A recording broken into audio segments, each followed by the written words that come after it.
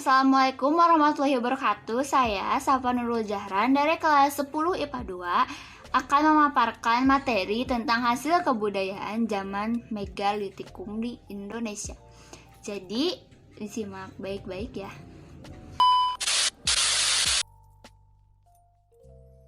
Nah, sebelum kita melanjut kepada materi inti, alangkah lebih baiknya jika kita mengetahui apa itu zaman Megalitikum.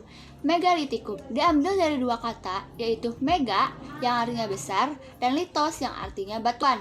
Dapat ditarik kesimpulan jika zaman Megalitikum merupakan zaman batu besar.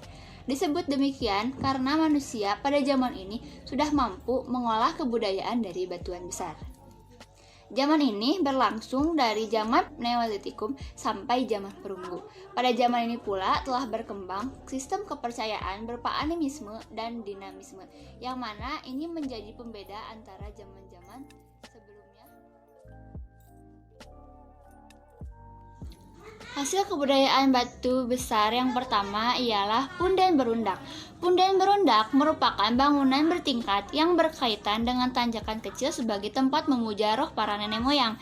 Masing-masing tingkat punden berundak biasanya dibuat menhir.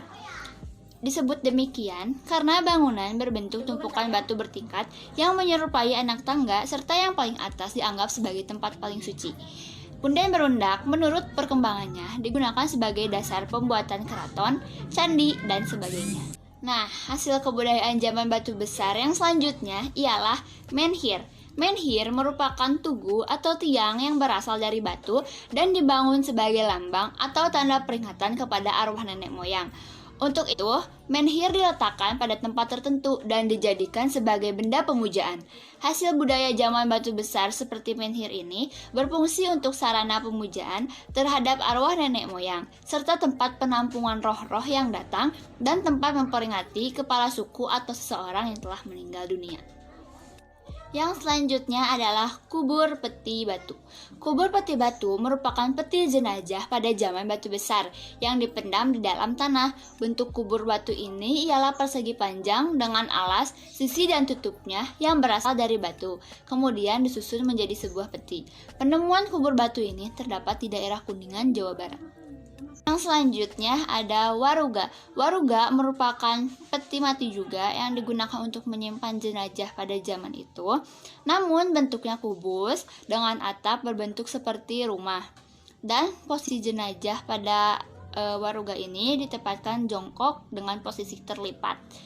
Waruga ini banyak ditemukan pada daerah Minahasa. Hasil kebudayaan yang selanjutnya ialah sarkofagus. Sarkofagus merupakan peti jenazah yang bentuknya menyerupai lesung, namun tidak memiliki tutup pada bagian atasnya. Sarkofagus ini dibuat menyerupai lesung batu, namun bentuknya seperti keranda. Hasil kebudayaan pada zaman batu ini banyak ditemukan pada daerah Bali. Selanjutnya adalah dolmen. Dolmen merupakan meja batu besar yang memiliki permukaan rata. Kegunaan dolmen ini ialah untuk meletakkan roh, tempat duduk ketua suku agar memperoleh berkat magis dari para leluhur, dan tempat meletakkan sesajen. Hasil kebudayaan zaman Megalitikum ini memiliki alas yang berbentuk lempengan batu besar dengan permukaan datar. Kemudian diberikan 4 batuan panjang sebagai penyangganya. Terakhir ada patung atau arca. Hasil kebudayaan ini merupakan bangunan berbentuk manusia atau binatang yang terbuat dari batu sebagai simbol pemujaan dan lambang nenek moyang. Bentuk peninggalan zaman Megalitikum tersebut banyak ditemukan di daerah pegunungan wilayah Bengkulu dengan Palembang, atau lebih tepatnya di daerah dataran tinggi Pasemah. Ditemukan oleh Van Hergeren dan Dr. van der Hoop adalah orang yang melakukan penyelidikan di daerah Pasemah tersebut.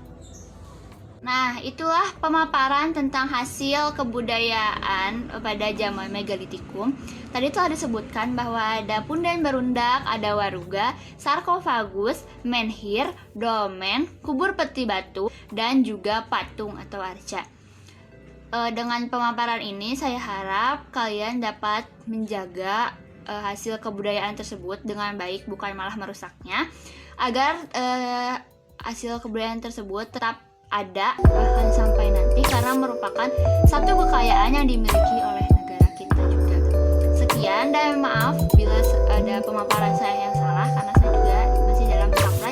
Terima kasih dan Assalamualaikum warahmatullahi wabarakatuh.